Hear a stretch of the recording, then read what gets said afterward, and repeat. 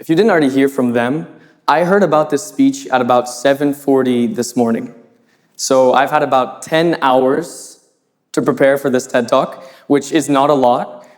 So if I make any mistakes, please forgive me. That's not an excuse.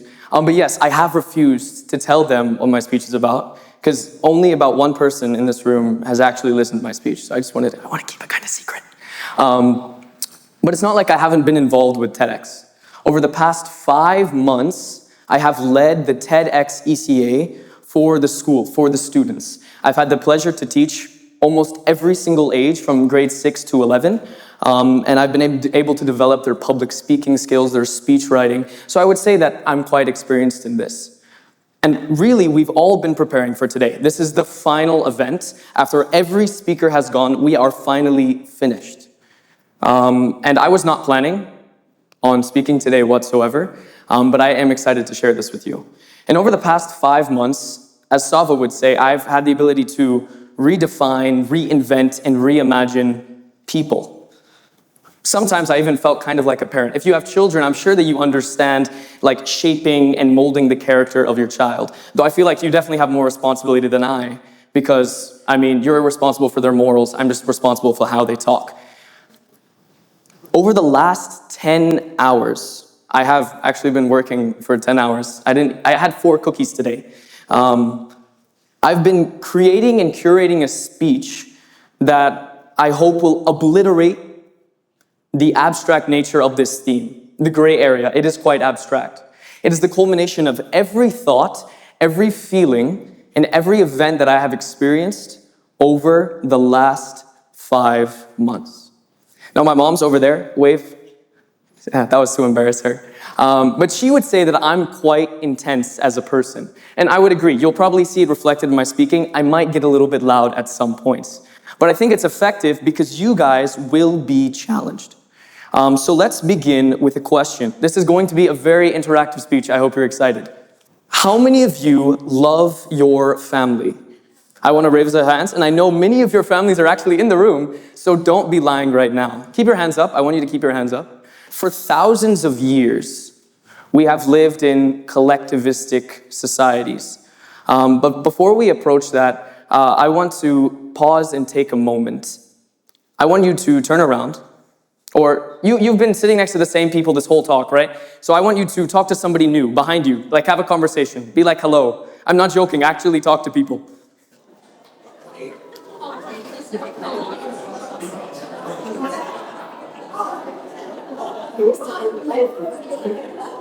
Okay, now that you've met your neighbor, I would like to clarify, we live in collectivistic societies. As humans, we love to belong. I'm sure you all belong somewhere. And that means we value family above almost everything else. Family gives us trust, it gives us loyalty, but more importantly, it gives us comfort in an uncomfortable world. And we see this, especially in Eastern societies. We have examples like the UAE, like India, like the Philippines, who are defined as collectivistic cultures, where people really define themselves, their identity, their decision-making, based on the social systems that surround them. But then if we go to the West, the West is completely different. We've completely lost every sense of collectivism. My culture, I'm American, if you didn't tell.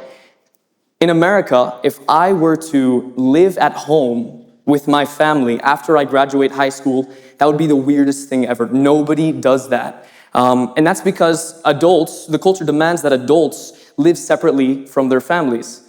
They expect you to create a new life for yourself. They expect you to not rely on your family whatsoever. And you can see that's very clear individualism, and in the East we have collectivism. And when we compare collectivism and individualism, we can see the differences in how we love and value our families.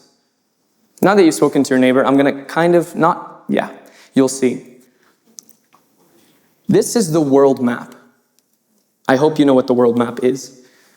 The covered bit is the Eastern Hemisphere. Now, if your culture, maybe even just your country, resides in Eastern Hemisphere, I want you to stand up. If your culture is on that side, if you don't know what your culture is, you have a problem. But if your culture is in that Eastern Hemisphere, I want you to stand up. And I'm not trying to alienate you between each other, but notice who's standing and notice who's sitting. There is a truth that we must accept with this. It is almost guaranteed that those who are standing value family more than those who are sitting. Yeah. It is almost guaranteed that they value family more than those who are sitting. Now you can take a seat. And to me, even the audience was like, wow. But that's quite an offensive comment. Like, it's insulting. How can you say that they value family more than I do? How can you say that I don't love my family like they do? I actually want to claim, and this is maybe going to hurt a little bit, but we actually don't even care about our families. Even the people who just watch their children get up and do a TED Talk today. That there's some sort of care that we have lost for each other. And that begs the question, well, okay, who is my family? Now, my family specifically, I would say biologically, I have two parents. I already told you my mom. Is this my family? Yeah, this is my family. I have an older brother, but he's not there, so I have two parents. I have two brothers, right? Most importantly, I have a dog. Oh my goodness. I love her more than my family, but that's not the point of this speech. But let's reapproach that question. Who is my family? Well, if we had to look at it very, very broadly, well, I could say that in contrast to common belief, that family is defined by being related by blood or by nationality or culture, my family is in fact everyone. Everyone is my family. Everyone is your family. Are we not all human? Did you not just talk to your neighbor? Don't we all share some common ancestry? So I ask again, do you love your family? By this new definition, do you value your family? And instinctively, we're all like, of course, yes. I just talk to my neighbor. I love the people that I live with. I love my children. I love my parents. I love my siblings. Woohoo! I'm super kind to everyone around me. Okay, I'll accept that. But then let's take a moment.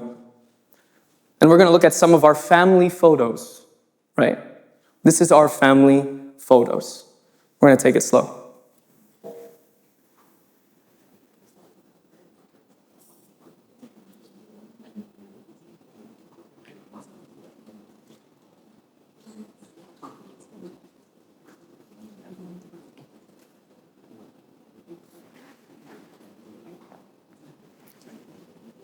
This is our family. And this should be heartbreaking.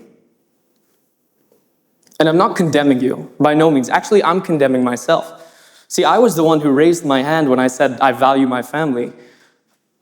I am the one who declared in front of you that no, I refuse to be a part of a collectivistic society, individualistic society.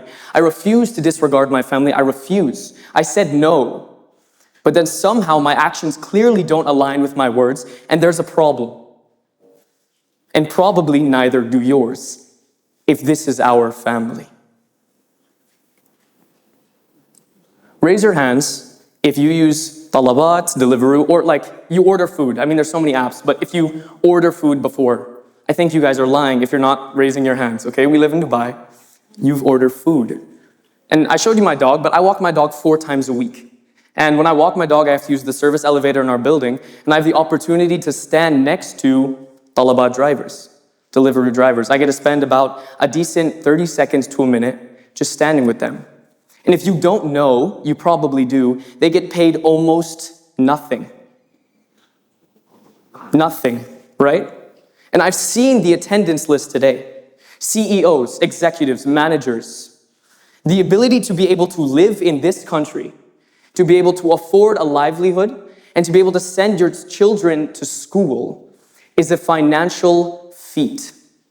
And I'm sure it doesn't take away from our life of comfort if we have the opportunity to order food like we're kings and queens with our own butlers. Now, I want you to imagine that you're ordering some food, your favorite fast food place or your favorite restaurant. You have a driver, of course. My favorite thing to order, actually, I'm quite healthy, woohoo, is acai. This is one of the most delicious things. It's like this cold fruit food. It's really nice. It's kind of like it has condensation on it when you get it. But I want you to imagine that you're ordering it in the middle of summer, right? It's July. And of course, you're not going to go buy this yourself. You could. but you're not going to because it's 50 degrees outside. And who in their right mind is going to go outside in 50 degrees? Yeah, I saw that, Mom. You're not going to go outside in 50 degrees. So imagine that you're ordering this, right? And your driver arrives 40 minutes after you order. He has a smile on his face. He has your acai. He hands you your acai, and he's like, "Thank you, sir." And then he leaves. Now, accept this. The condensation on that acai in the middle of summer, that condensation, the water that is on that cup, is probably more water than that driver will drink that day. I'll repeat, the liquid on that cup is more water than that driver will have that day.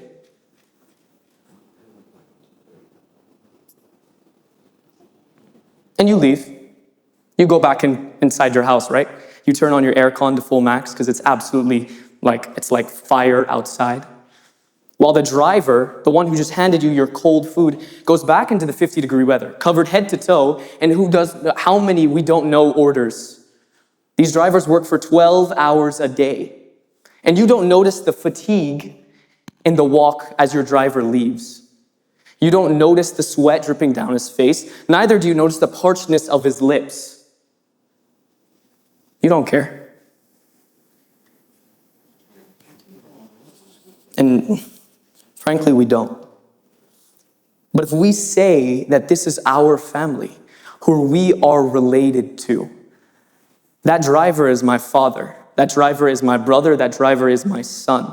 That driver is the family that I proclaim to value, that I confess that I care for. That driver is dehydrated because he can't afford water because he's sending money back to his family. And I wouldn't say that I normally do a lot of social justice things, and that's not what I'm doing. This is not about social justice. But I want you to notice something. That image that you have of that tired driver should break your heart. If it doesn't, there's a problem. So let me reframe it for you. Imagine your child. If you don't have a child, well, I'm assuming a lot of you have children. If you don't have a child, maybe a future child, maybe a small younger brother. If you're my mom, you have a favorite child. It's not me, but you can imagine your favorite child. You can imagine somebody you're really, you care for them, right? And I'm going to retell you this story. Your driver, your child, arrives 40 minutes after you order. Your child has a smile on his face when he delivers your acai, and he says, "Thank you, Mom. Thank you, Dad," and then leaves. And the water around that cup, the condensation on that food item, is more water than your child will have that day. There is more liquid surrounding that cup than water that your child will have on that day. And you turn around, you head back into your house, you turn on your air condition, while your child, covered head to toe, goes and does who knows how many orders. Because your child is working for 12 hours in a day. And you don't notice the fatigue in your child's walk as he leaves. You don't notice the sweat dripping down his face. You don't notice the parchedness of his lips because you don't care. And it's a real struggle. Because if I asked you again, would you lie? Don't lie when you do this. If you raised your hand in the front before and you said that you love your family, I want you to raise it again. I want to see the hands. When I asked that first question, do you love your family? I'm glad that we all understand.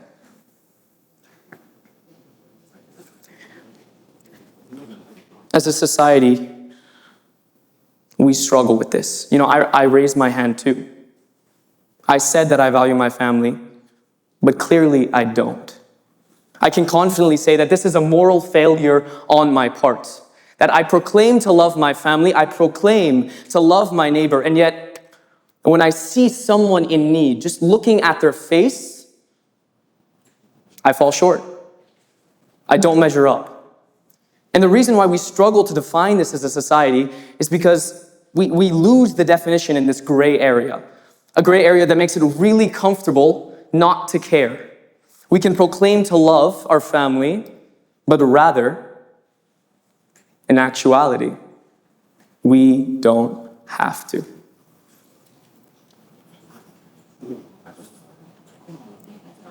The reason why I left that driver there is because I don't want you to forget his face. The face that you have in your mind. Sadly, I couldn't get a photo of a face. But I want you to remember that face. And I'm not calling for change. Normally when people call for change in speeches, it never happens. So I'm not calling for change. I'm calling for a simple re-evaluation. Can you, as an individual, confidently say that you love your family? Not just those related by blood. Because we say, oh, we value family, no? We husbands, do you love your wives? Parents, do you love your children? And I'm assuming there would be a resounding yes. I would say the same. I love my mom, I love my dad, I love my brothers, I love my dog. But then what happens? Why is there this discrepancy? What inclinations cause the discrepancy between loving those who are related by blood and those who are other? So rather than change, I'm looking for a reevaluation. Do we love those? Can you confidently say that you love those who are not your blood?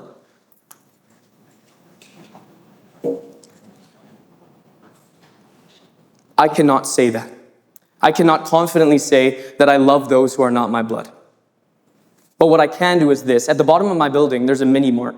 And the workers are really nice there. So when I go downstairs with my allowance that my parents have made, which they use to live so comfortably, when I go down there, I can buy some water. And I can put that water on the front of my doorstep. So when the next delivery comes, I can meet my brother, meet my father, meet my son with a gift. It's just a gift of water. And these actions should reflect that actually I love my family. That's what family is, something we cherish, something we love. But most of all, it's something that we claim to value that we actually don't. Every moment of our life, we are given the opportunity to truly love others. All I hope for is that we take it. Thank you.